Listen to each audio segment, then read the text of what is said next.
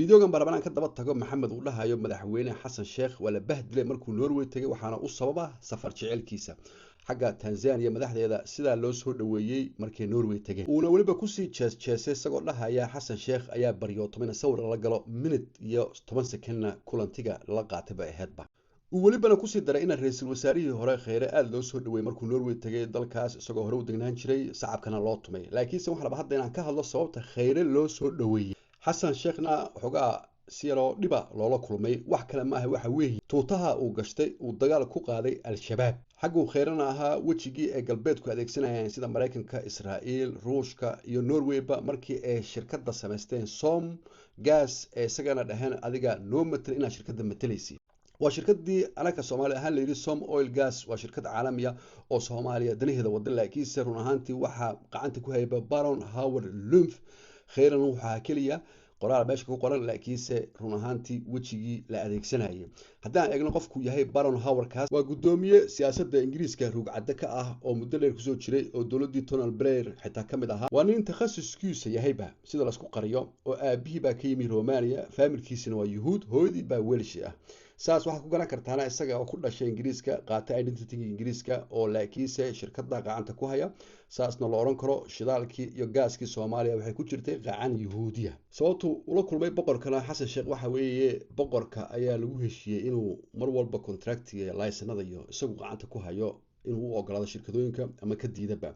yani ma aha asaxaan uu la kulmayo isagoo wajigiisu cadhaysan yahay oo kab ka muuqato oo waliba biro ku socda ayuu soo kacay sawir la galay waayo waajib ku tahay wuxuu u arkaana ninkan barigu ku qaaday dagaalka al-shabaab iyo hoolahaas inuu hor istaagay danihii Norway iyo shirkadooyinkoodii iyo gaaskii ay ka qaadan lahayn Soomaaliya yani cadow buu arkaa markaas oo waji kab leh ayuu meesha u tagay una kulmay ilaa haddana way socotaa doodu oo waxa weeye 6 cisho ka hor kaliya ayaa la soo qoray Norway oo waliba Kenya ka cabaadayso inay Soomaaliya badeeda aad uga qayb qaadatay eena ku dhiirigeliyeen inay Soomaalidu ka diidaan Kenya iyo dacwada ku qaadaan oo danaha shirkadahooda u wadeen kaliya marka sababta Xasan Sheekh isagoo oo waji kulul oo adag lagula kulmay haddana loo soo kacay wax kale ma waxa weey cadowba u arkaan haddana laakiin se waa inay la fadhiistaan meeshan uu tagay Oslo Forum kana ma aha meel uu iskaga tagay safar jecel waxa weeye meel ku xidhan Soomaaliya danaheeda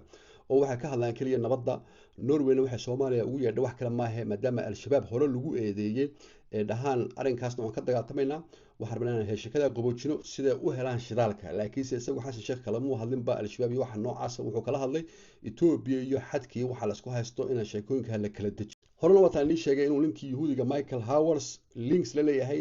teamkan al-shabaab ee United Nations ninkaas ha laga ilaaliyo shidaalka inuu qato oo ay wax adeegsanayaa teamka argagixisada marka ayaasan waxba la oran shirkadda Soomaali baas ka lahayd Khayra lahaa dad baa watay ninkan weyn ninka gacanta ku hayay isagoo al-shabaabna adeegsanaya dadkana ka eriyay dhulkoodii maal siinayay oo saas ula soo xaaladda waa sababta keentay markaa inay Lord Michael Howard kan Richard Anderson kaniyo dhamaantoodba ee wada amaanaan Khayre markii xilka Soomaaliya la siiyay oo la dhahay wuxuu iska casilayaa hadda laga bilaabo shirkadda Som Gas and Oil maadaama uu dawladii ku biiray waxa laga yaabaa in magaca Soma ku soo jeedatay kaliya leedahay shirkadda waa shirkad Soomaaliya laakiin Ingiriiska laga lahaa guddiga magacooda la og yahayna 10 qof ba ka tirsanayeen 10 kina waa wada casileen Diamine Peter Ajami Maxamed Cali Shiblaq Basil Wolf Khayre Xasan laga yaabaa ka garatay shabar kale ku jira Dazabardidze waa nin Ruusho Yahuudi asalkiisa yahay oo isagana milyaneer Howardkii waa taqaanadiin iyo Anderson iyo Clan William Anderson kan waxa weyn in Mareykan oo businessman ah asalkiisa haduu doono Yahuudi yahay laakiin milyaneer Delta Airlines iyo Amtrak iyo lagu abtirinayo marka haddii ay naga tahay kaliya inaanu ku eedeeno Xasan Sheekh inay meesha loogu bahdilay safar jecel awgeed oo la soo bandhigeen waxyaalaha ka dambeeya sababta sida loola dhaqmayo oo sababta waliba xitaa iyadoo sida loola dhaqmayo lala kulmayo in qofka ma karabti xitaa waad yasi kartaa ama uma tagaysiba laakiin still adigoo qoriyihii ku socda oo dirqi ku taagay inaad la kulanti waxa ku tusaysaa meeshana siyaasad fog ku jirto anakana waxaan dilaysaa Soomaaliya haddaan nahnay inaanu wax hubsin la'aan iskaga hadlayno inaanu ogaanaa wanaagsan sababta waxaan u dhacayaan dadkan loogu soo bandhigo ilada kale jirtan waxa weeye waxaan arkaynaa madaxweyne gobol ahaado maamul gobol ahaado waanu yasaynaa ixtiraaf sii bayno sharaf sii bayno aniga laftigayga maanta haddii aan tago gobolka doonto Soomaaliya ka ahaato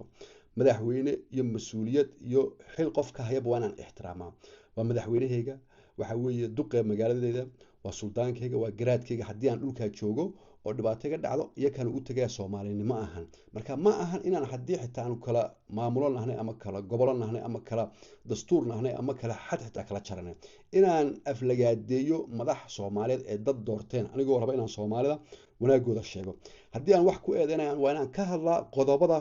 lagu haysto oo odhanayo qodobadaas ayaa dhib ku keenaya soomaalidii, dhib ayay ku tahay dadka, waa in laga qabtaana xilkaas maadaama uu abuse ku sameeyey. laakiinse inaan ka tago wixii uu qabtay oo xil oon ku mashquulo keliya shakhsiyaadkiisa, personalkiisa, reerkiisa, taas waxa weeye ayaan darro, waxa weeye ta soomaalidana maanta dhabar tirtay. insha allah waxaan rajeynayaa inaad videogan si fiican u dhegeysateen, nuxurkiisana aad fahanteen.